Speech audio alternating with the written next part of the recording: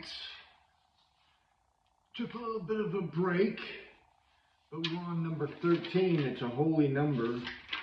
Remember, he had Jesus with 12 disciples. He was number 13. It's a mastermind number.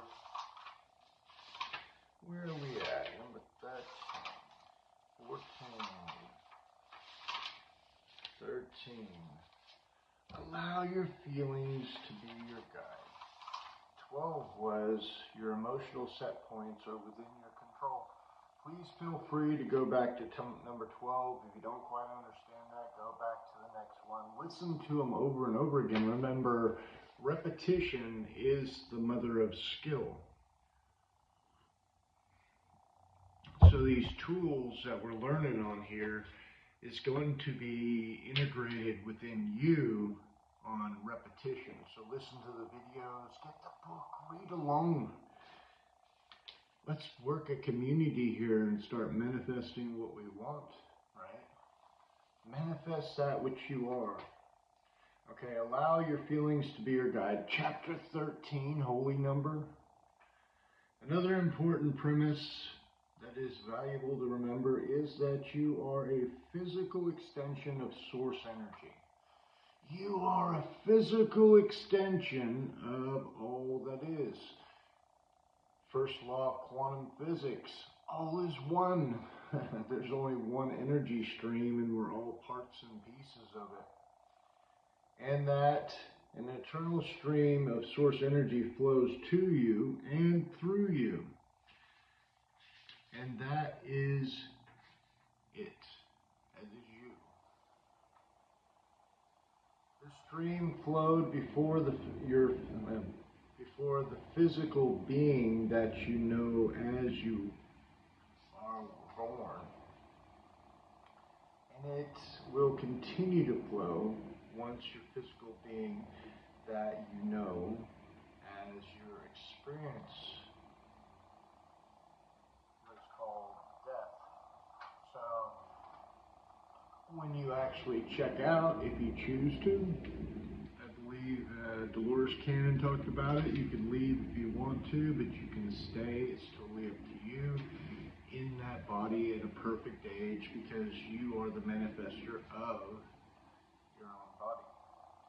Okay, every living thing, animal, human, plant, experiences that which is called death. There's no exceptions. Spirit, which is who we are, really is eternal. So what death must be is but changing of the perspective of the eternal spirit. So in the changing of the perspective, there is no death. If you're standing in your physical body and consciously connected to that spirit, then you are eternal in nature, and you need never fear any endlessness, because from that perspective there is none. You will never cease to be, for you are eternal consciousness. Your emotions let you know how much source energy you are summoning in this moment by virtue of your desire you hold in this moment. They also let you know whether your preponderance of thought on a subject that matches your desire or matches the absence of your desire. For example, a feeling of passion or enthusiasm indicates that there is a very strong desire focused in the moment.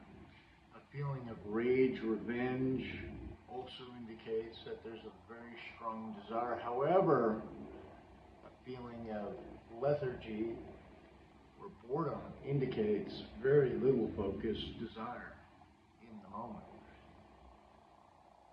You are really want something, and you're thinking about your desire and feeling pleasure from the thought, your thought vibration is now in alignment with your desire. And the current from your source is flowing through you toward your intended desire with no restriction or resistance. We call that allowing. But when you really, really want something and you're feeling anger and fear or disappointment, that means you are focused upon the opposite of your desire. And in doing so, you are introducing another non-matching vibration to the mix. And the degree of negative emotion that you are now experiencing indicates the desire of your resistance to your receiving of your desire. Learn to pay attention to your feelings. Okay, when emotions are strong, whether they feel good or feel bad, your desire is strong. When emotions are weak, your desire is not so strong. When your emotions feel good, when they are strong or weak, you're allowing the fulfillment of your desire. When you feel bad, whether they are strong or weak, you are in the state of disallowing the fulfillment of your desire. Your emotions are absolute indicators of your vibrational content. Therefore, they are the perfect reflection of your current point of attraction. They help you know in any moment whether or not you are currently allowing the fulfillment of your desire. You may believe that you cannot control your emotions, or you may believe that you should control your emotions. But we would like to let you know, approach your emotions in a different way. It is our encouragement that you pay attention to how you feel and allow your emotions to be the valuable indicators that they are. An empty feeling is telling you something important. When the fuel gauge on your vehicle indicates that your tank is empty, you do not criticize the indicator. Right? You receive the information that is offered to you, and you do something about adding more fuel to your tank. Well, similarly, a negative feeling is an indicator that your current choice of thoughts has you offering a vibration that is so out of harmony with your source energy that you are currently disallowing your full connection to that energy stream. You could say your tank is approaching empty.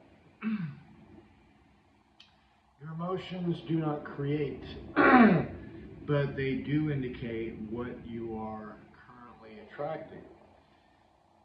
If your emotions are helping you to know that your choice of thoughts is not taking you in the direction that you desire to go, then do something about it. Replenish your connection by choosing better feeling thoughts. Better feeling thoughts. Follow your bliss is a positive thought. Is it not? Follow your bliss. As we've touched on previously, much has been written about the power of positive thought, and we are certainly proponents of that. No better guidance has there ever offered to the physical friends of this world but to follow your bliss. For in the steady reaching for bliss, you must surely align with the energy of your source. And in that constant alignment, your well-being is certain. But when you find yourself engaged in circumstances that cause you to offer a vibration that is far from that of bliss, then reach for bliss is an impossible thing, for the law of attraction does not allow you to make that vibrational jump any more than it would have you turn your radio receiver to 101 to hear the song that's being played on 690 AM or 630 AM.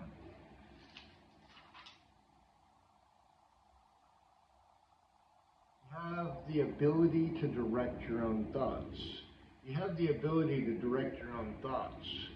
You have the option of observing things as they are, or of imagining them as you would want them to be. And whichever option you choose, whether you are imagining or observing, is equally powerful. You have the option of remembering something as it actually occurred, or imagining it occurred, or imagining it as you would have perverted.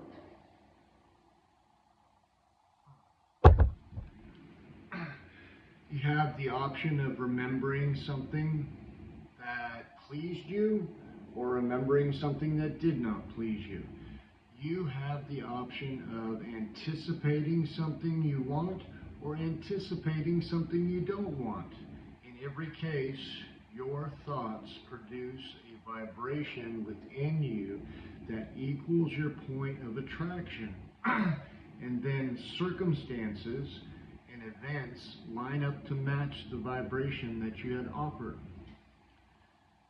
You have the ability to place your attention wherever you decide. So it is possible to distract yourself from something unwanted and put your attention upon something else. But when a vibration within you is one you have practiced a great deal, the tendency is to continue to offer the vibration in the way that you have been practicing it, no matter how much you desire to be different. It's not a difficult thing to change the pattern of your vibration, especially when you understand that you can do it a little bit at a time. Once you have an understanding of how vibration works, how they affect your experience, and most important, what your emotions are telling you about your vibration, now you can make a steady stream, fast progress toward the achievement of anything you desire. This is pretty good, isn't it?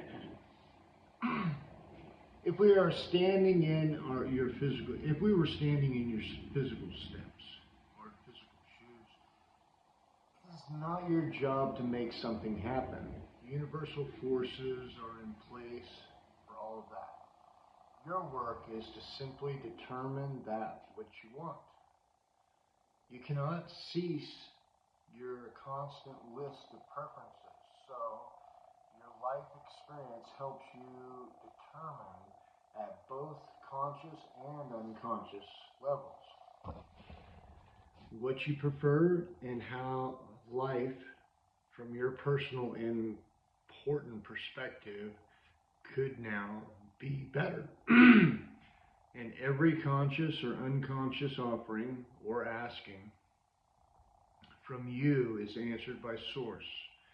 When you have lived an experience that helps you understand in an exaggerated way the very thing you do not want, you also understand in an exaggerated way what you do want.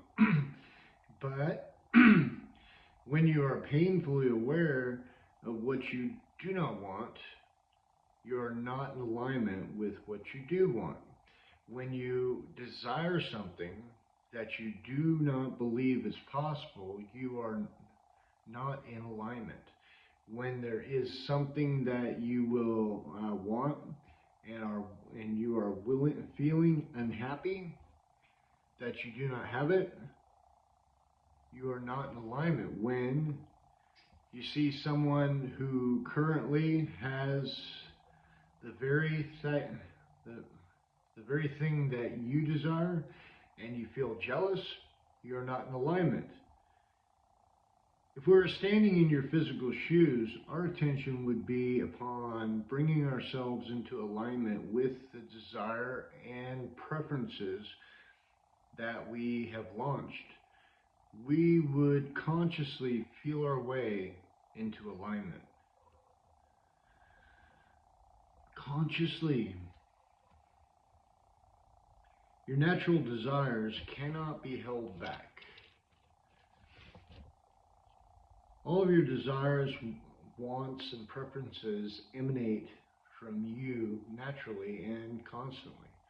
For you stand at the leading edge of the universe that makes that so.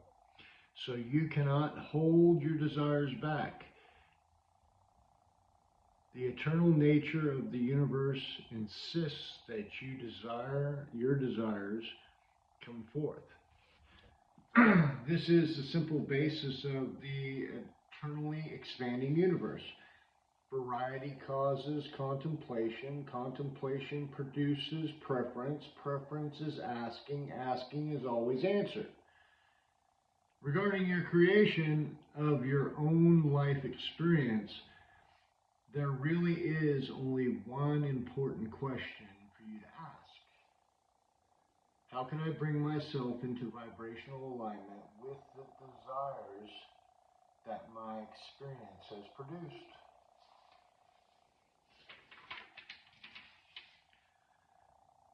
And the answer is simple. Pay attention to the way you feel and deliberately choose thoughts about everything that feel good to you when you think about it. So that's number 13. Number 14 is some things you knew before you arrived. It's going to be pretty exciting.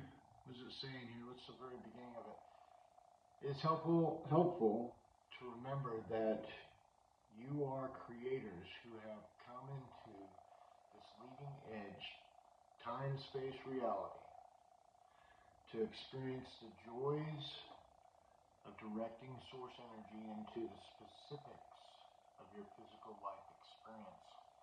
That's going to be exciting. Remember, Cash App, # Global Peace Project, and thank you. We've got to get our truck fixed. It's probably going to cost me about $500. I would love it if we get some support on this channel. I appreciate everybody, all the Cash Apps that have come in. I can count them. And I thank every one of them. I thank my friend who bought a painting off me. And Mac, it's a pleasure. Anyway, hope you guys have a great night. Remember, Cash App, # Global Peace Project. Cash App is # Global Peace Project, and also on PayPal, which is the Global Peace Project. Thank you.